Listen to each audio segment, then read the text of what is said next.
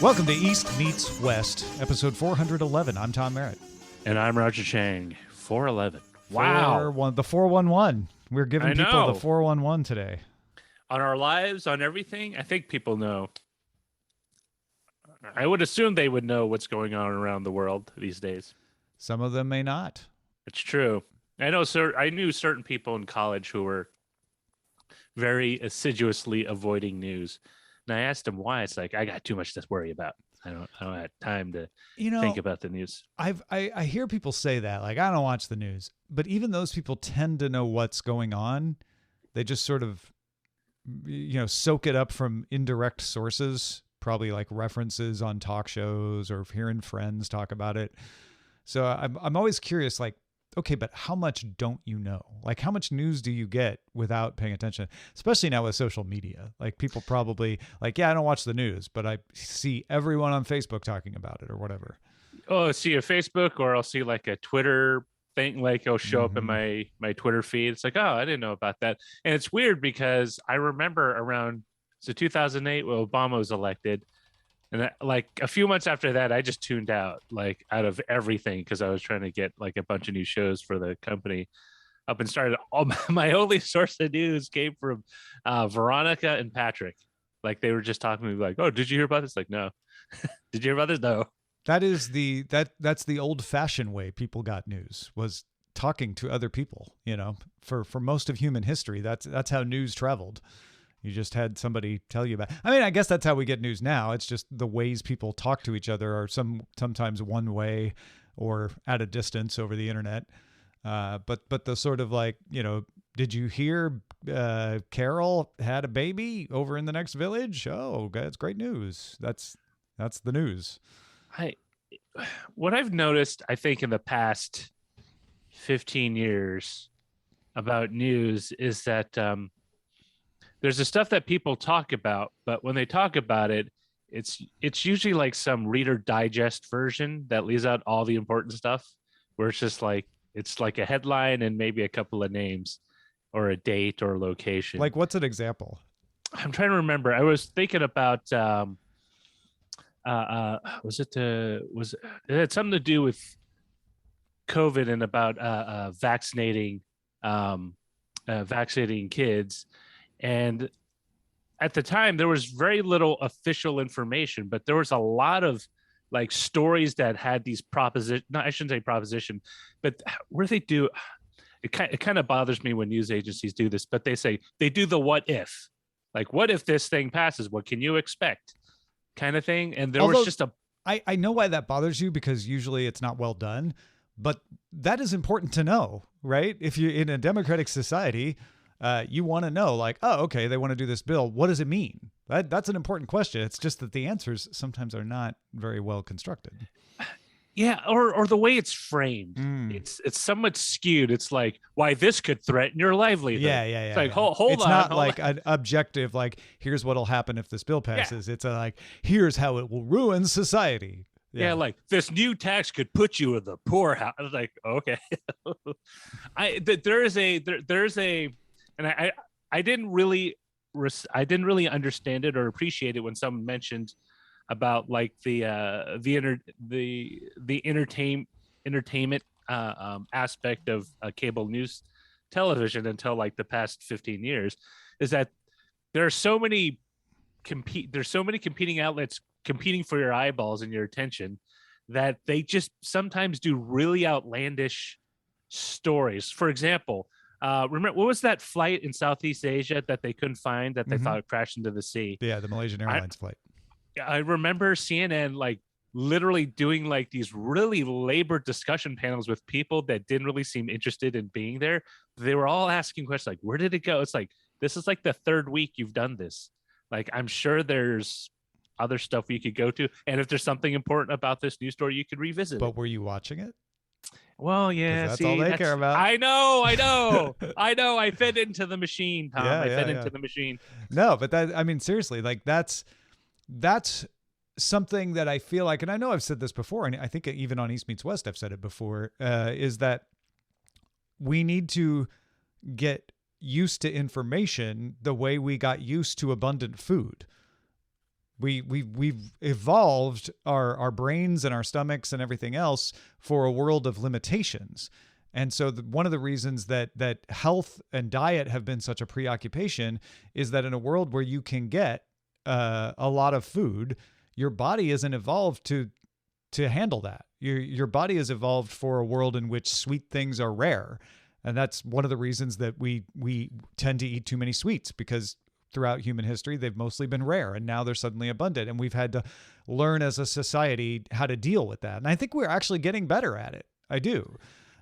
Information has only within the last 150 years become as like worldwide, become ubiquitous, and it's spiked in the past 20 years tremendously.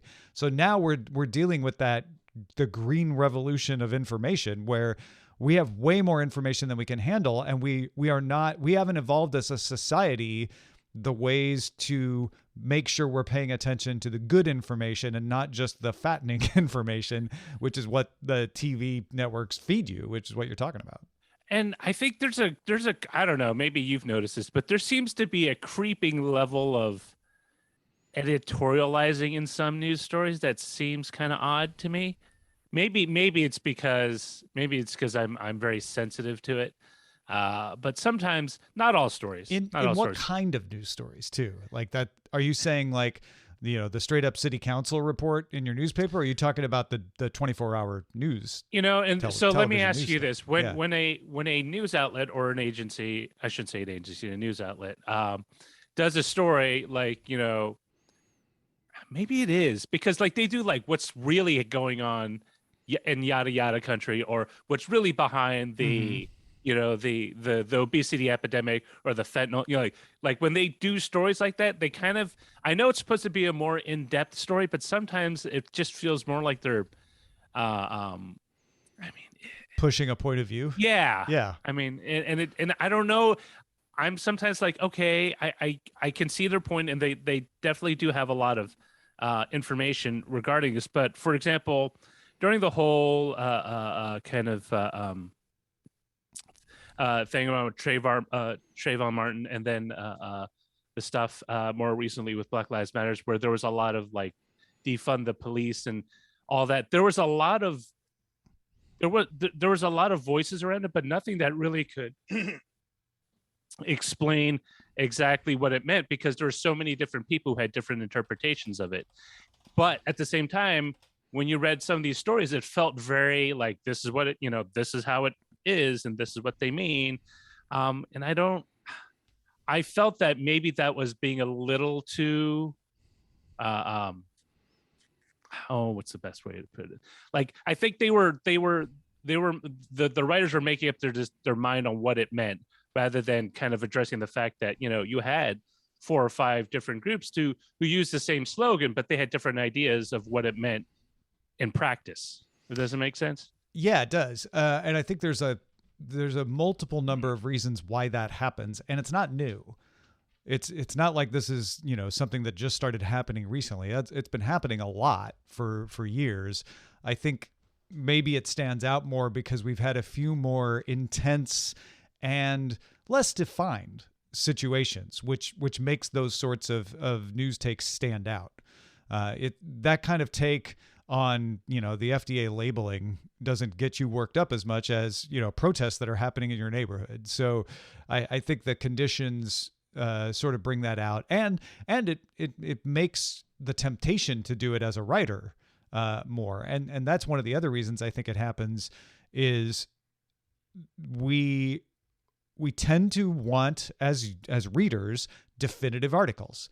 And so articles that have a definitive point of view do better than articles that don't. And it's actually taught in journalism, like, make definitive statements. Don't use weasel words in your feature articles, which is what you're talking about. These are feature articles. Yeah. What's really going on behind? And I'm even in radio, I was taught, like, have a point of view, even if it's wrong, have a point of view. And so that's what you're seeing is the sort of like, this is what it means, rather than a more academic, like, well, it could mean this or it could mean that, because that story doesn't catch on as well and it doesn't do as well. So you've got an intense situation that brings things up. You've got what readers want. And then I think the other thing is that nobody is objective. Everybody's got subjectiveness. And I don't think it used to be better. I think there just used to be fewer sources. And so because there were fewer sources, the objective ones tended to stand out more. Whereas now we have a lot more sources. And so the subjective ones tend to stand out more. They're subjective takes. But every reporter brings in a bias. And the question is like, are you working hard to combat that bias in your article or not? And that brings us back to the feature article wanting to have a definitive point of view. You're definitely not going to combat your biases as much. Yeah, and I'm not really sure if there's a solution or there should be a solution to that. Neither. Because well, part of it is people tend to follow news that they kind of agree with, right? You're going to follow. I'm not going to file. I personally yes and no. Not. I think that's overblown. I think people do tend to follow news they want to agree with, but people do seek out. There's been some studies like do seek out alternate points of view. The problem is when there are so many alternate points of view that you can't find a reliable one. So more people want to read outside their comfort zone than you might think. It's just finding a reliable outside is difficult right now because we broke the system of authority. I'm not saying the system of authority before was perfect, but at least you had a working system of like, here's who I can trust and here's who I can't. I can trust the newspaper that comes in the newspaper box. I'm not going to trust the pamphlet that somebody handed me on the street. Now we broke that down, and it's really hard to tell for the average person, for sure, what's trustworthy and what isn't. And I think, it really goes to kind of the crux of what I think is so frustrating about some of this is like, if you really can't have a discussion, I think, in certain terms without things getting a little too heated, unless it's a topic that's very neutral. Like, I mean, I think you can. You can? You absolutely can. I've had topics about complex situations with people that don't get heated. It's certainly possible.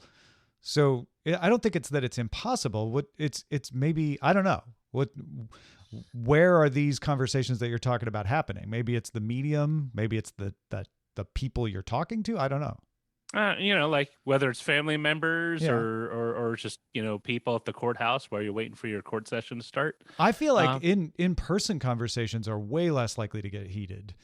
I have some sincere disagreements with a friend of mine that I see when I'm on my dog walk. I'm sorry, Tom. No, it's somebody I see on my dog walk. Different than the ones I have with you. No, I have sincere disagreements, but because we're face to face, we both kind of moderate and like, all right, that's fine. You have your point of view, I have mine. I'll kill you. No, it's a very curious time because we know more about what people are thinking than we used to, right? Yeah. Like we didn't have an outlet where people shared their emotions as freely outside of a diary or a journal that and they kept shared them in a medium that is horrible at conveying the emotion. Everything comes across as angry and when you write it. Well, yeah, I mean, like, it really, 50% depends on the writer, but 50% depends on the perception of the reader at the time. And generally, this has been studied pretty well. When someone reads a message to them on the internet, they tend to read it in the most angry, confrontational way possible. Unless it's coming from mom on Valentine's Day, right? It does depend on the context, but in general, especially from strangers, you tend to read things in a negative light, not the most positive light. And I've caught my own brain doing it where I read something and I'm like, oh, so what this person's doing, that annoys me. And then I'll see who wrote it and I'll be like, oh, well, I know they don't mean that. And suddenly my emotional reaction changes. But it's that default, like if a stranger says it, you assume the worst. I always try to make everything I write very short and abrupt. That can make it seem angry. Yup. I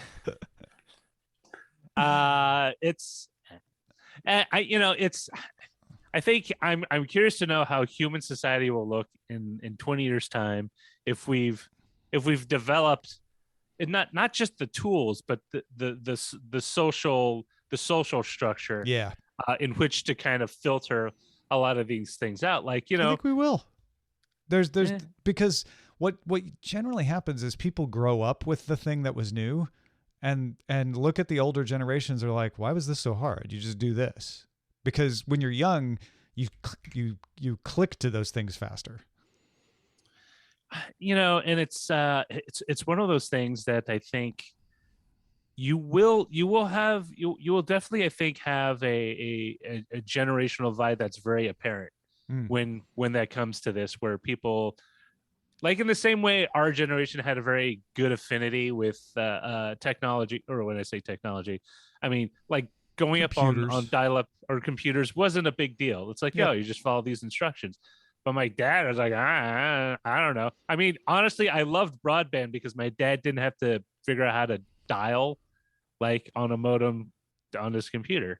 And so I think there will be a time where things, I'm hoping, cross my fingers, that things will be a little less abrupt, because we do have essentially 3 or 4 generations using a technology medium at the same time, which I don't think if that's really happened in that way before, in an interactive medium. Maybe movies, TV. I mean, not as interactive though, right? The telephone would be the most interactive one, where you could actually talk to someone else. Whereas TV and movies were very one way. I mean, if I do think that there's a comparison with television, where everyone thought, oh, television, it's making everyone dumb and it's harmful to children, and it's going to hurt their eyes, and all these things that you basically hear people talking about with the internet right now. And we grew up with TV, had been there our entire lives, right? So we're like, what's the big deal about this? You use it for certain things and not for others. And now TV's not really controversial. Everybody talks about, well, what is the best TV? They don't talk about whether TV itself is good or bad. And what's interesting is, because of technology, people choose the time to watch TV unless it's a very important, timed event. Yeah. Like a speech or the Olympics or something, or awards or whatever. Yeah. People are like, well, I'll watch it when I get around to it. Mm-hmm. Right. Which is something you've never had in the 80s. I'll watch it when I get around to it. I mean, you did, but you had to work really hard. You had to be the person who programmed the VCR and then watch the tape. You had to put the tape. Yeah, it was. You had to put in the effort. Most people didn't. So I can only imagine what social ills will be born from an online social discourse in 20 years. I think one thing that people undervalue when they talk about, the divisiveness, it's driven by social media. I don't think it is. I think the divisiveness is driven by TV. It's driven by visual media telling us things. And then social media is the nice accelerant, right? The fuel for the fire is partisan television, and social media is the accelerant. And I feel like the younger generation doesn't watch those TV sources, and so that fuel is going to dry up over time. So I'm not sure if you've ever heard of the back in the 70s, we talked about it in college, but mean world syndrome. Like, people who one of the posits was there was a cognitive bias that was shifted, because as you watched a lot of news, typically news was heavy. And I studied this in journalism school. I know what you're talking about. It's the agenda. It's also under agenda setting, and it's that idea that if you watch TV, you think the world is worse because you see the worst things highlighted, right? Yeah. Okay, I know what you're talking about. And so it just sounds like it's more of a 21st century version of that.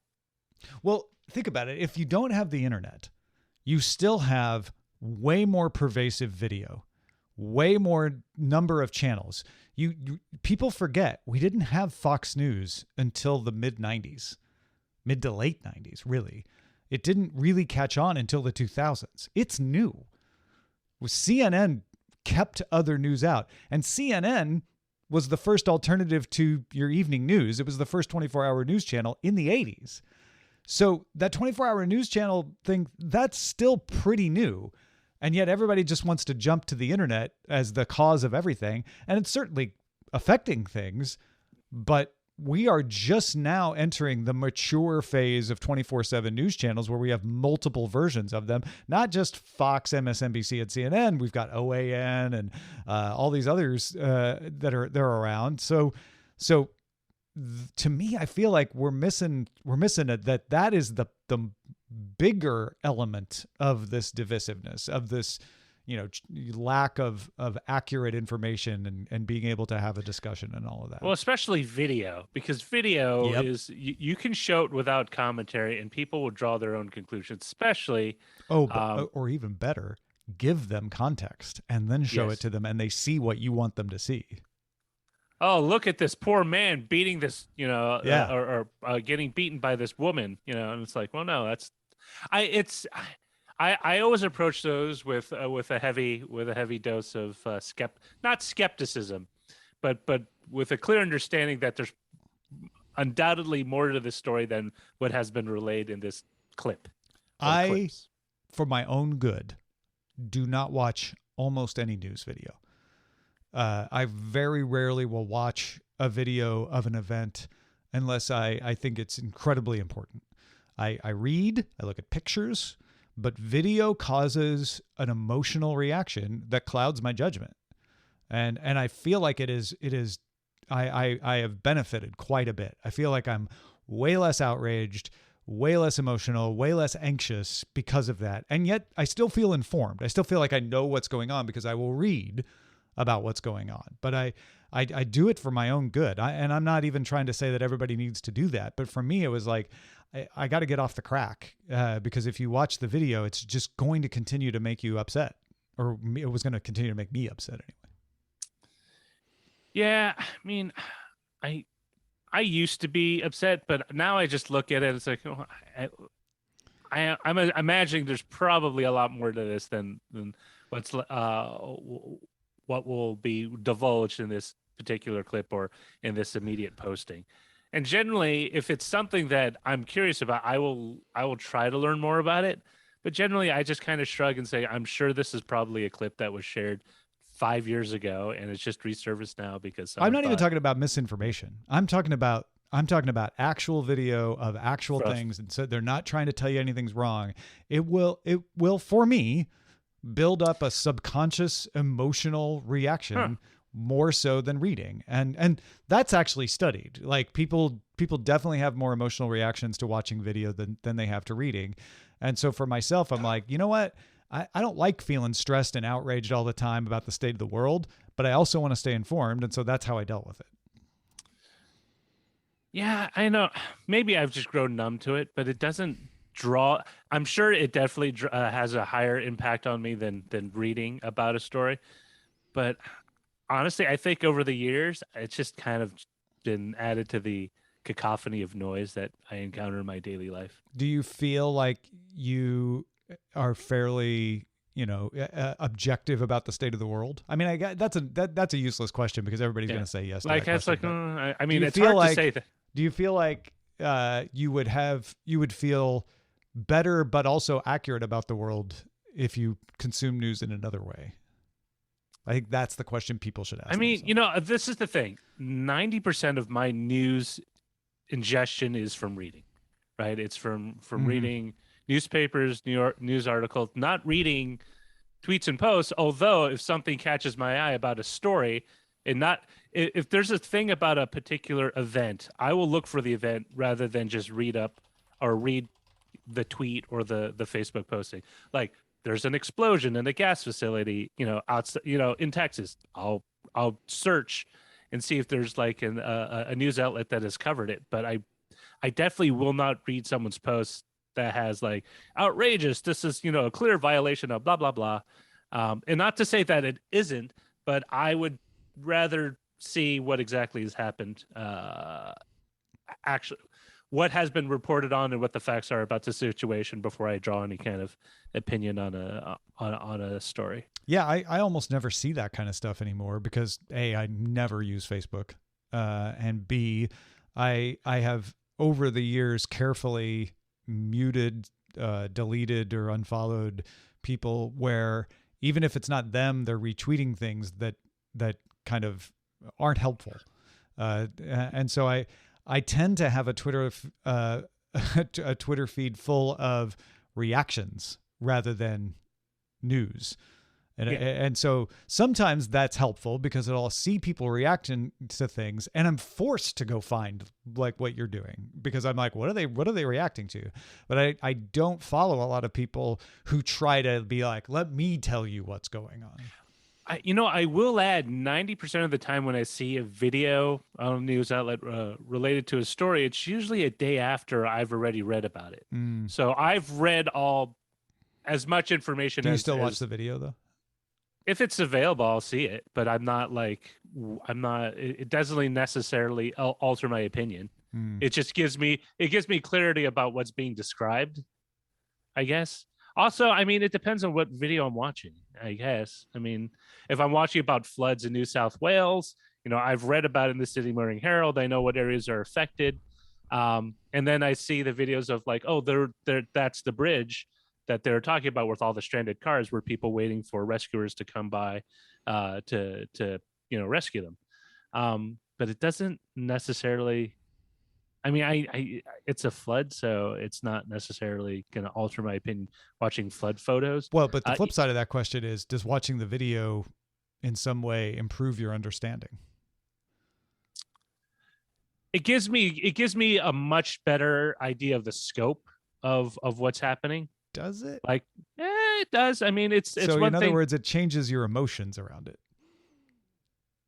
I guess. I mean, if my emotion was neutral before, I mean, part of it is I'm trying to. It's hard for me to kind of synthesize exactly what changing my emotion would represent. Yeah, and it's going to be hard for any person because we're talking about subconscious stuff that you might not even be aware of or notice in the moment, right? It's more of a background.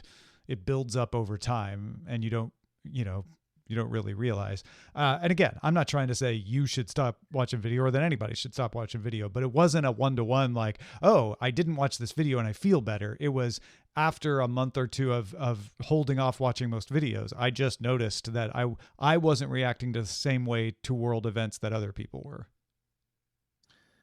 I mean, part of it is like my background is in video, like in broadcast. So I'm very familiar with how a lot of it is designed to be portrayed. Well, so is mine. but I mean, like my job was actively to do that. So I don't know that we're that much different in being but all I'm saying on video. All I'm saying is if I watch a video of an event, yeah, I don't necessarily feel. Maybe you as a neutral third party could describe like do I don't necessarily feel more outraged than I did before. Not in the moment. Absolutely not. But that kind of stuff, this is not you or me. This is psychologically it does build up in your subconscious and changes the way you feel. And also like, why wouldn't I be outraged at certain things though? I mean, like, should I not be? Is that the state? Like, I should always be. I should. And there's outrage, right? There's being against something. Like, I think that's wrong, and I think it needs to stop, and I'm going to do something. I am so outraged. I'm anxious. And I don't know what to do about this, and I feel like it's proportion. That's the way to say it. It's not that being angry about something is always bad. It's just whether it's proportionate. Well, I mean, and then I'm not trying to poke holes in your argument, but sure. Like, what's considered proportionate? Is it what's considered measured, right? For example, if there is a flood coming my way or a fire, heaven forbid, coming my way, and I see video of large swaths of destruction, and I see the hill behind me on fire, which it was 4 years ago. Yeah. I mean, I had to seriously consider evacuating where I live. I'm not saying that that's a bad thing, right? Like, so like that's what.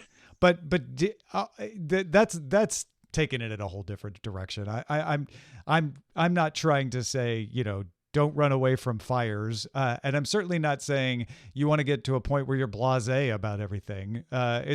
It's just in general, people complain about like, oh, I just feel like I can't handle what's going on in the world.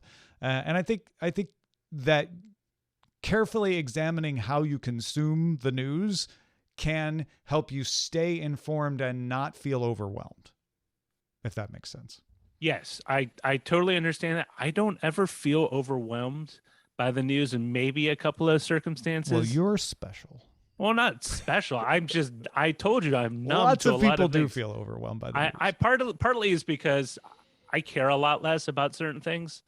And I also, and I think I've mentioned Being this dead before. inside definitely helps. Yeah. I mean, you joke, but I think there was a point where I think I mentioned this before in a previous East Meets West. Like, I think there's a limited capacity for caring in any one individual, and I've consciously chose what to care about and what I think that's super healthy. That's one of the principles of cognitive behavioral therapy is being aware of what you're giving your energy and your time and attention to. And it's not to say that, you know, I'm indifferent or apathetic about, you know, about wars or conflict or you know, famine or natural disasters. At the same time, you know, I was talking to my wife about this. Like, you can't. There's so many things day to day I need to worry about to get done. And this, I finally understood when people say, like, I don't have time to care about that. Because when you are an individual that has to worry about, you know, I gotta bring my kids to school, or I gotta bring them to the doctor. I gotta figure out how to pay for the doctor. I gotta figure out what foods I can feed them that won't make them sick. I have, you know, there's all these other things that crowd your emotional capacity that you selectively start picking up. Well, I know someone in that country because they're my friend, so I care about what's happening. So let me check in with them or their family just to see how they're doing. Yeah. But and checking like, in directly with people in that situation is the best thing. Oh, and it's weird because sometimes when you check in with people, they have a very drastic viewpoint of what's happening as opposed to what might be intimated or at least alluded to if you just watched only the news. Yeah, drastically different. For sure. It's like, yeah, I guess some people like the fires. And I was going to say when we were having the fires in California, I had lots of friends checking in if I was okay. I'm like, yeah, I'm fine. The fires aren't near me, thankfully. I mean, like, you know, other than the big hill that was on fire all around me and I could see it every day. And well, that was the other thing is the one day we had a fire within a couple miles of us where I really was concerned. Nobody checked in with me because it didn't make the national news, that particular fire. So yeah, there is a difference there. Yeah, you know, it's, you know, and part of it is I think you hit on it. It's like we need to have we need to reach a point where we know how to filter, we know how to sift. Yeah. And it's going to be different for everybody. There's not like a one size fits all for that. You know, and part of it is like people are all different. Some people care about other things more than other people. Yeah. And that's okay. Thanks for being with us, folks. You can find all of our episodes at subbrilliant.com/EMW. We've been doing it for 17 years. So oh my God, 2 more years and 1 more year will be an adult. Yeah. Plenty of back episodes. Talk to you soon. Bye.